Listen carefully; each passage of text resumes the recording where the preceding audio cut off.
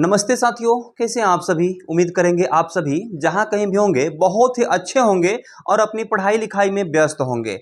आइए आज हम पढ़ने वाले हैं परिवहन तंत्र के बारे में, और वो भी मानव परिवहन तंत्र के बारे में।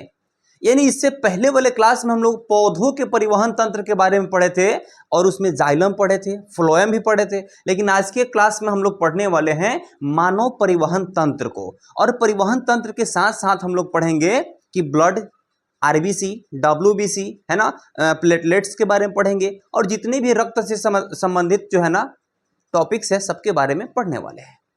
आइए बच्चों यहाँ पे समझते हैं चीजों को कि हम यहाँ पे आज हम पढ़ने वाले क्या। तो बोर्ड परीक्षा के लिए जो भी महत्वपूर्ण अध्याय है हम उसके बारे में पढ़ने वाले हैं। यानी कि अगर हम यहाँ पे बात करें तो सबसे पहला चीज कि ये मानव में परिवहन कैसे होता है उसके बारे में हम लोग समझने वाले हैं। और इसमें रक्त के बारे में पढ़ेंगे, रक्त के घटक के बारे में पढ़ेंगे और रक्त वाहिनियां के बारे में पढ़ने वाले हैं। ठीक है, आइए स्लाइड को स्टार्ट करते हैं। सबसे पहला आप लोग को यहाँ पे टॉपिक है, पहला टॉपिक है यहाँ पे टॉपिक नंबर 1 की बात करें तो मानव में परिवहन। यानी कि यहाँ पे मानव में परिवहन की बात करें तो मानव में परिवहन वह प्रक्रिया है जिसके द्वारा भोजन, ऑक्सीजन, हार्मोन, अपशिष्ट पदार्थ आदि एक स्थान से दूसरे स्थान तक रक्त के माध्यम से पहुंचाए जाते हैं। यानी यहाँ पे अगर हम बात करें तो ये हो गया रक्त और ये हो गया रक्त की वाहिनियां। यानी एक जगह से दूसरे जगह जो रक्त जाता है ना, हम इसी को कहते हैं परिवहन, है ना। और इसी परिवहन के द्वारा क्या होता है कि हमारे बॉडी में, हमारे शरीर में एक जगह से दूसरे जगह विटामिन जाते हैं, एक जगह से दूसरे जगह जल जाते हैं और एक जगह से दूसरे जगह ब्लड भी जाते हैं, है ना। तो आइए बाबू यहाँ पे समझते हैं हम चीजों को कि मानव परिवहन में जो है खास चीजों को यहाँ पे हम समझेंगे। यहाँ पे हम केवल अभी परिभाषा को सीखे हैं, है कि नहीं। तो अगला पॉइंट हम लोग का होने वाला है क्या, तो यहाँ पे समझते हैं बाबू। चलिए अगला स्लाइड हम देखते हैं कि रक्त के बारे में, कि आखिर रक्त है क्या, है ना।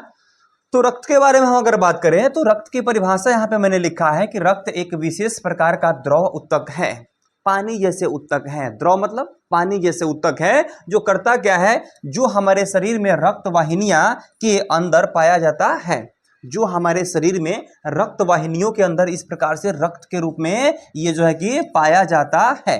इसमें ज्यादा कोई ओवर थिंकिंग करने की आवश्यकता ही नहीं है। ये रक्त को मैंने बिल्कुल भी सरल भाषा में लिखा है जिससे आप लोग अच्छे तरीका से समझ पाए बाबू।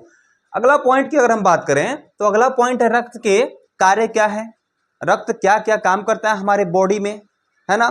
तो यहाँ पे समझेंगे आप लोग कि शरीर के सभी भागों तक ऑक्सीजन पहुंचाने का काम करता है, शरीर के सभी भागों से कार्बन डाइऑक्साइड को बाहर लाने का काम करता है, और यहाँ पे पोषक पदार्थों को शरीर के सभी भागों तक पहुंचाने का काम करता है। अगला पॉइंट की बात करें तो अपशिष्ट पदार्थों को शरीर से बाहर भी लेके जाता है, यानी कि शरीर को रोगों से बचाने में मदद करता है। जब अपशिष्ट पदार्थ शरीर से बाहर जाएगा, वाहिनियों के द्वारा जाता है, और तब जाकर के हमारा शरीर जो है ना रोगों से वंचित रह पाता है। अगला पॉइंट की यहाँ पे बात करें तो छठा नंबर में है कि शरीर के तापमान को नियंत्रित करता है। तो कौन करता है, तो रक्त करता है, यानी कि ब्लड, जिसे हम लोग देसी भाषा में खून कहते हैं, है ना। चलिए ये तो समझ गए होंगे, उम्मीद करेंगे कि ये सभी बच्चे जो है ना बिल्कुल नॉर्मली समझ गए होंगे, सफर करते समय भी समझ सकते हैं। आइए बच्चों यहाँ पे बच्चों मेरे आगे देखते हैं पॉइंट को।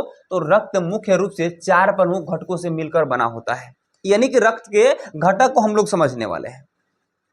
यानी रक्त के 4 घटक है, प्लाज्मा है, उसके बाद लाल रक्त कणिका जिसको रेड ब्लड सेल शॉर्टकट में कहे तो आरबीसी कहते हैं। अगला पॉइंट है यहाँ पे सफेद रक्त कणिकाएं जिसको डब्ल्यूबीसी कहते हैं। इसका अगर फुल फॉर्म की बात करें तो व्हाइट ब्लड सेल कहते हैं। अगला पॉइंट अगर बात करें तो प्लेटलेट्स होता है, प्लेटलेट्स यहाँ पे जो दिखाई दे रहा है सबका फिगर मैंने यहाँ पे रखा है कि ताकि आप जो है ना बिल्कुल सिंपल समझ पाए। आइए आगे बढ़ते हैं, चीजों को समझते हैं क्या कि यहाँ पे यह पीला तरल भाग होता है, यह जल, लवण, प्रोटीन, हार्मोन आदि घुलित पदार्थों से बना होता है। अब यहाँ पे बात करते हैं लाल रक्त कणिका की, तो इनमें हेमोग्लोबिन होता है। ऑब्जेक्टिव में खास तौर पर अगर हम बात करें तो एक सवाल ऐसा है जो आपके बोर्ड एग्जाम से लेकर के कई कॉम्पिटिटिव एग्जाम में भी पूछे गए हैं ये सवाल कि ब्लड जो है लाल क्यों होता है। तो यह जो है हेमोग्लोबिन के कारण जो है ना रक्त लाल होता है। याद रखिएगा चीजों को, ठीक है।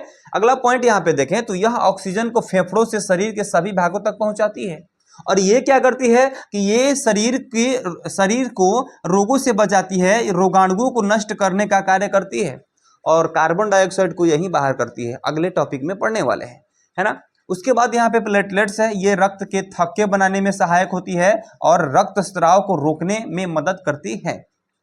हमारे शरीर में अगर प्लेटलेट्स की कमी हो जाती है तो जब शरीर कटता है ना कहीं पे भी, तो वहां पे रक्त रुकता ही नहीं है, रक्त का स्राव चलते ही रहता है, जारी रहता है, कंटिन्यू रहता है। और उसको रोकने का काम कौन करता है, तो यहाँ पे प्लेटलेट्स करता है, यानी कि यह जो है ना रक्त का थक्का बनाने में काम करता है कि नहीं। तो रक्त का थक्का बनाने में प्लेटलेट्स काम करता है। कार्बन डाइऑक्साइड को बाहर निकालता है कौन, और रोगों से बचाता है कौन, तो सफेद रक्त कणिका। और ऑक्सीजन को कौन यहाँ पे कर रहा है कि हेमोग्लोबिन होता है, यह ऑक्सीजन को फेफड़े से शरीर के भागों तक, हाँ ऑक्सीजन को शरीर के सभी भागों तक कौन पहुंचाता है, तो रेड ब्लड सेल। और एक और चीज है इसमें कि रक्त लाल क्यों होता है, हेमोग्लोबिन के कारण। किसके कारण, हेमोग्लोबिन के कारण रक्त लाल होता है। और उसके बाद है प्लाज्मा, तो ये क्या करता है, यह पीला तरल भाग होता है, और यह जल, लवण, प्रोटीन, हार्मोन आदि घुलित पदार्थों से बना होता है। अब इसका कार्य भी हम लोग पढ़ेंगे। फिलहाल कुल मिला के अगर बात किया जाए तो plasma plus RBC plus WPC और प्लेटलेट्स अगर देखा जाए तो जैसे ही मिश्रित रूप बनाता है, यह बनता है रक्त। क्या बनता है जी, तो रक्त बनता है, ठीक है।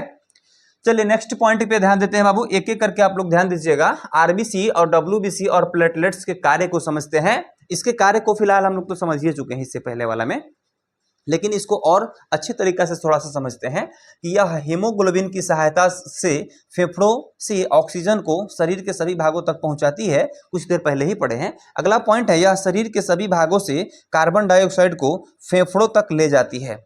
कार्बन डाइऑक्साइड को क्या करती है, फेफड़ों तक ले जाती है। और यहां से क्या होता है कि यह शरीर को रोगों से बचाती है, कौन, डब्ल्यूबीसी।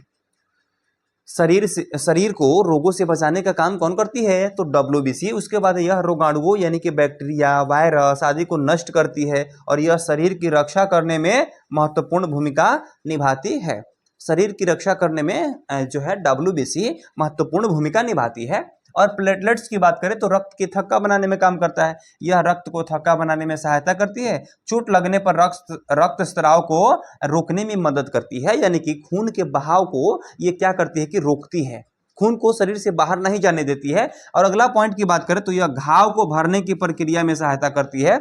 अगर यहाँ से काट देते हैं और यहाँ से काट करके मांस को कहीं हटा देते हैं तो धीरे धीरे उभर करके क्या होता है, भर जाता है। किसके कारण, तो ये जो है ना कि प्लेटलेट्स के कारण। याद रखना बाबू, ठीक है।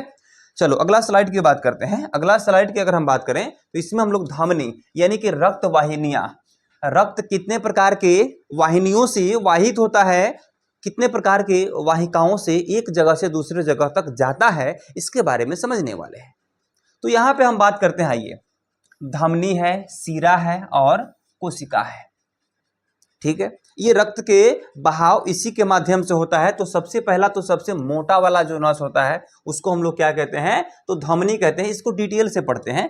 यह हृदय से रक्त को शरीर के सभी भागों तक ले जाती है। हृदय से रक्त कौन बनाता है, हृदय।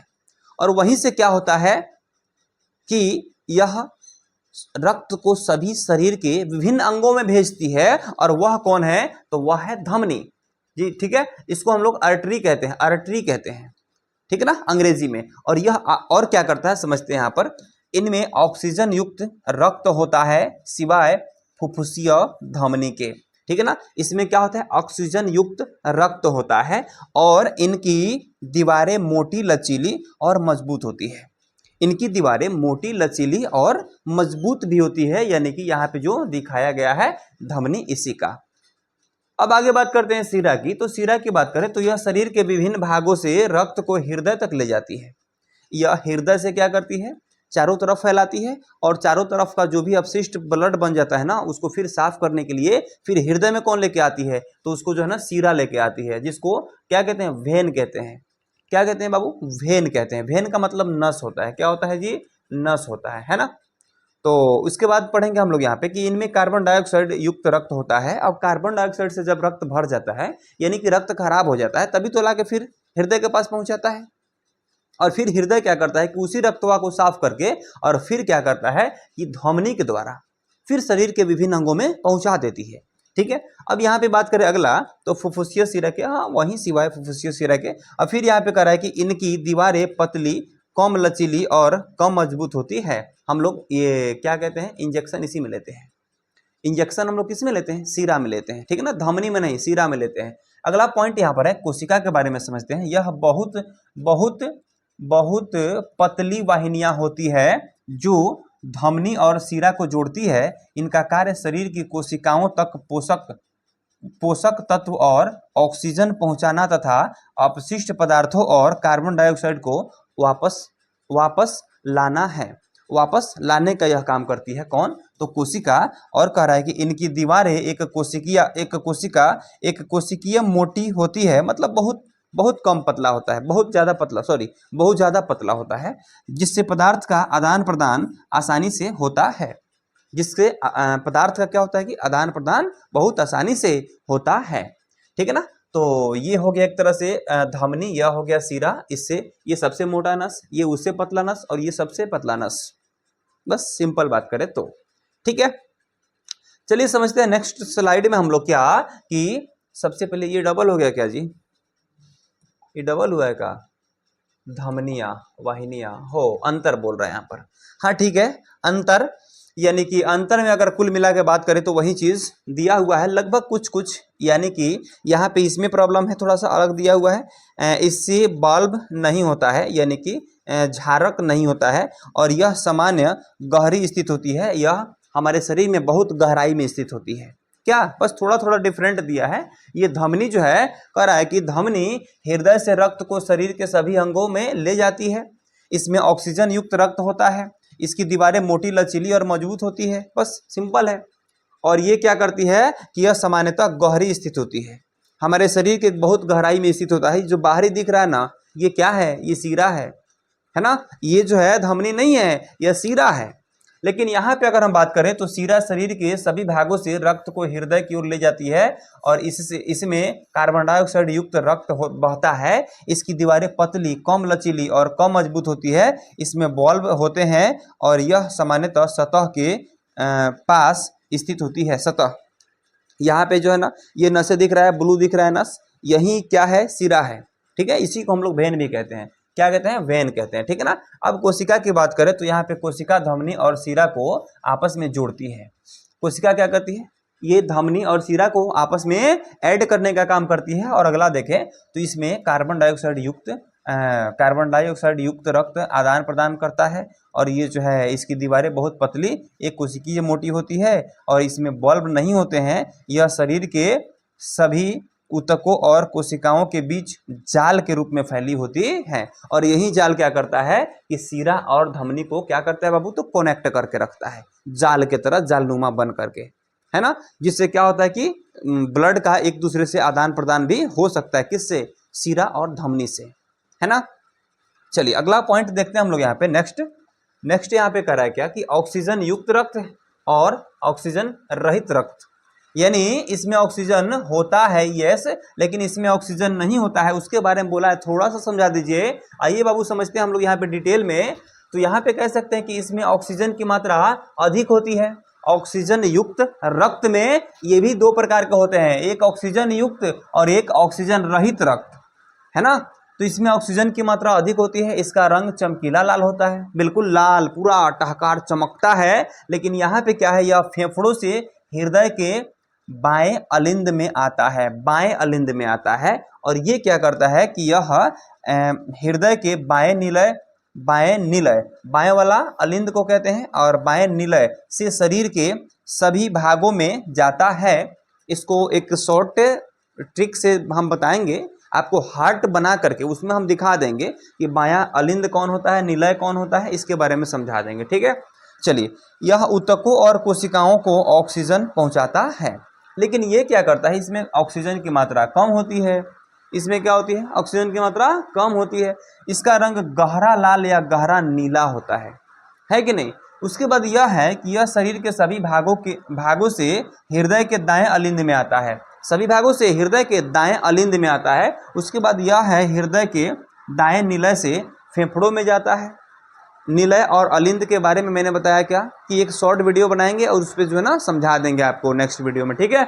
चलिए, यह कार्बन डाइऑक्साइड और अपशिष्ट पदार्थों को फेफड़ों तक ले जाता है ना। चलिए लास्ट में हम लोग बात करें तो यहाँ पे बिल्कुल भी टॉप 5 ऑब्जेक्टिव क्वेश्चन की बात करें तो टॉप 5 ऑब्जेक्टिव क्वेश्चन जो है ना इस टॉपिक से क्या क्या हो सकता है आपको, तो रक्त लाल किसके कारण होता है, मैंने बताया है बीच में कि हीमोग्लोबिन के कारण होता है, ठीक है। आरबीसी का मुख्य कार्य क्या होता है कि ऑक्सीजन का परिवहन करना, है ना। उसके बाद बात करें डब्ल्यूबीसी का तो ये रोगों से रक्षा करना, है ना। उसके बाद 5वां नंबर में है प्लेटलेट्स का मुख्य काम क्या होता है, तो रक्त का थक्का बनाना। ये 100% जो है ना इसमें से 5 में से आप कितना इसमें से सॉल्व कर पा रहे हैं बाबू, इसमें ध्यान में रखिएगा क्योंकि ये आपके बोर्ड एग्जाम में सवाल पूछा जाएगा, है कि नहीं। तो चलिए बाबू, उम्मीद करते हैं कि आज का क्लास आप सभी लोगों को बहुत अच्छा से समझ में आया होगा। तो चलिए, अभी जब हम वीडियो शूट कर रहे हैं बहुत ज़ोरदार बारिश हो रहा है, इसलिए चलिए आप सभी लोगों को तब तक के लिए बहुत बहुत धन्यवाद। और सभी लोग हमसे जुड़ने के लिए एक बार चैनल को सब्सक्राइब जरूर कर लीजिएगा। तो चलिए जाते जाते वीडियो को लाइक कर दीजिएगा। मिलते हैं अगले वीडियो में, तब तक के लिए टाटा गुड बाय, धन्यवाद।